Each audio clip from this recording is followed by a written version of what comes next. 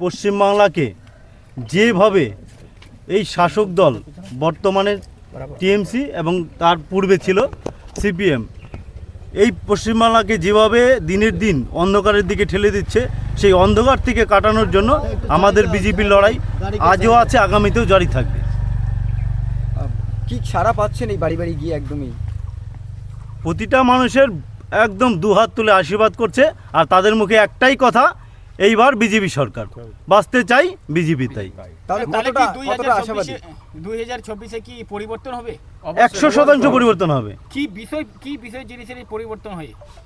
দেখেন, গোয়ালপুকুরে আমি যেটা একদম কাছ থেকে অনুভব করি, গোয়ালপুকুরে এই পশ্চিমবাংলার মধ্যে সব থেকে পিছিয়ে পড়া ব্লক হচ্ছে এই গোয়ালপুকুর। আর গোয়ালপুকুরে হচ্ছে আমাদের মাইনরিটি অধ্যুষিত এলাকা। আমাদের এখানটায় মাইনরিটি ভাইরা যে হারে পরিযায়ী শ্রমিক হয়ে আসে বিভিন্ন রাজ্যে, বিভিন্ন এই পশ্চিমবাংলার বাইরে বিভিন্ন জায়গায় আছে, আমার প্রথম লক্ষ্য হবে এই গোয়ালপুকুরে একটা ইন্ডাস্ট্রিয়াল এরিয়া বানিয়ে সেখানটায় আমাদের এই মাইনরিটি এবং আমাদের যে সমস্ত হিন্দু ভাই বোনেরা এই পরিযায়ী শ্রমিক হয়ে আছে তাদেরকে কাজে লাগানো। গল্পরে কিন্তু দীর্ঘদিন থেকে একটি কলেজের দাবি রয়েছে। শুধু কলেজ না, এখানটায় স্বাস্থ্য ব্যবস্থা এরকম বাজে পরিস্থিতির মধ্যে আছে, যেখানটায় কোনো একজন পেশেন্ট যদি লোধনে যায়, সেখানটায় কোনো ধরনের কোনো সুযোগ সুবিধা সেখানটায় পাচ্ছে না, একটা ওষুধ পর্যন্ত সেখানটায় পাওয়া যাচ্ছে না।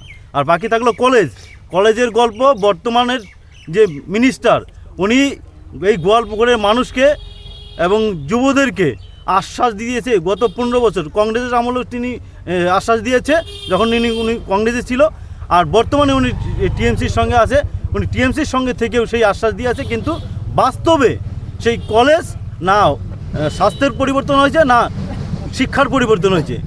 স্কুল আছে, যে সমস্ত স্কুলগুলো আছে, আমাদের হাই স্কুল বা প্রাইমারি স্কুল বলেন, প্রতিটা স্কুলে যেখানটায় তার ছাত্রছাত্রীর সংখ্যা মোটামুটি 3000 থেকে 4000, সেখানটায় শিক্ষকদের সংখ্যা 2 থেকে 3 জন। প্রাইমারি স্কুলে অনেক প্রাইমারি স্কুল তো বন্ধ হওয়ার পথে, মানে অটোমেটিক হয়েও গেছে কিছু কিছু প্রাইমারি স্কুল, সেখানটায় নাই কোনো শিক্ষক, নাই কোনো ছাত্রছাত্রীরা। কারণ শিক্ষক না থাকলে ছাত্রছাত্রীরা কোথায় যাবে, কাদের কাছ থেকে শিক্ষা গ্রহণ করবে? এই হচ্ছে গোয়ালপুকুরের পরিস্থিতি। আর এই গোয়ালপুকুরে যারা শাসক দলের হয়ে নেতৃত্ব দিচ্ছে, তারা এটাকে দেখে না, এরা শুধু কাটমানির যে পার্সেন্টেজের হিসাবটা আছে, সেই হিসাবটা এরা ভালো মতন বোঝে, বাকি এরা কিচ্ছু বোঝে না। ইতিমধ্যে আপনার একটি ভিডিও সোশ্যাল মাধ্যমে ভাইরাল হয়েছে, যেটা শাহপুরে আপনার যে মানে একটা যে আপনার জামা ছেঁড়া হয়েছে, সেই বিষয়ে কোন বিষয়ে আপনার বিষয়টা ভাইরাল হয়েছে? দেখেন, আপনারা জানেন একটা স্বাস্থ্য দপ্তর কিভাবে ভেঙে পড়লে একটা হসপিটালে গিয়ে সেই আরজিকর নামক যে একটা এত বড় একটা প্রতিষ্ঠান, সেই প্রতিষ্ঠানের মধ্যে একজন মহিলাকে ধর্ষণ করে যে মেরে ফেলা হয়েছিল, তারই প্রতিবাদে আজ থেকে আনুমানিক 1 বছরের আগে আর কি, এই ভারতীয় জনতা পার্টির পক্ষ থেকে 24 ঘন্টা বন্ধ রাখা হয়েছিল।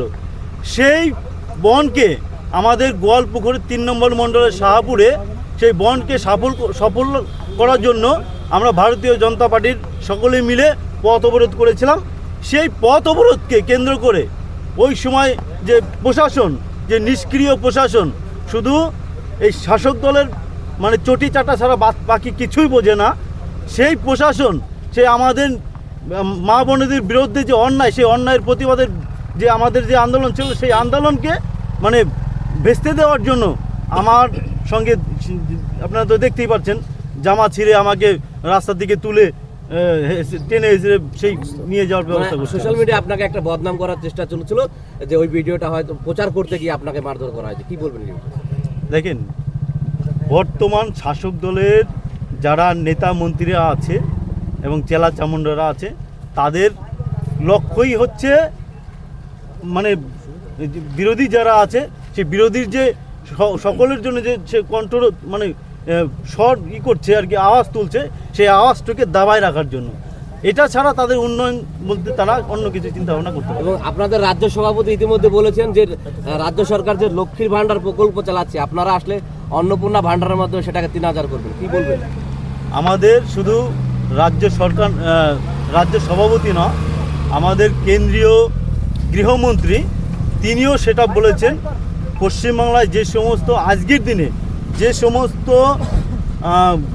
ইগুলো চলছে, প্রকল্পগুলো চলছে, সেই প্রকল্প যেটুক সাধারণ মানুষের ন্যূনতম পাওয়া দরকার আছে, সেই ন্যূনতম সেটা কিন্তু তারা পাচ্ছে না। তো আগামীতে আমাদের বিজেপি সরকার যখন আসবে, এই লক্ষ্মীর ভাণ্ডারে বর্তমানে যে শাসক দল 1500 টাকা আর 1700 টাকা করে দিয়েছে, ইদানিং 500 টাকা বেড়ে সেই 1700 টাকা আর 1500 টাকা পরিণত হয়েছে, সেটা আমাদের বিজেপি সরকার আসলে সেটা 3000 টাকা করে আমরা দেব।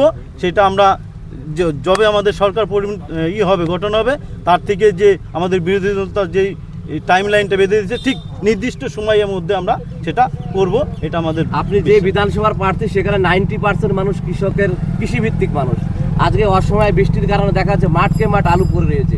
আপনাদের সরকার আসলে কি সেই কৃষিভিত্তিক কোনো পরিকল্পনা রয়েছে আপনাদের? 100% কৃষিভিত্তিক আমাদের দেশটাই চলে হচ্ছে কৃষিভিত্তিক, কৃষিভিত্তিক ডেভেলপমেন্ট ইসের উপরে। তো সেই ক্ষেত্রে আমাদের গোয়ালপুকুরে, বিশেষ করে আমাদের গোয়ালপুকুর কৃষিভিত্তিক এরিয়া, এই কৃষকদের জন্য প্রথম প্রায়োরিটি হবে আমাদের এই কৃষকদের নিয়ে চিন্তা ভাবনা করা। তো কৃষকরা যাতে তাদের ফসল উৎপাদন করতে গেলে যে ধরনের সম্পূর্ণ ফ্যাসিলিটি দরকার, সেই সম্পূর্ণ ফ্যাসিলিটি তারা যাতে পায়, এই আওয়াজটা আমি সেটা কেন্দ্র অবধি পৌঁছাবো। ঠিক আছে, থ্যাংক ইউ।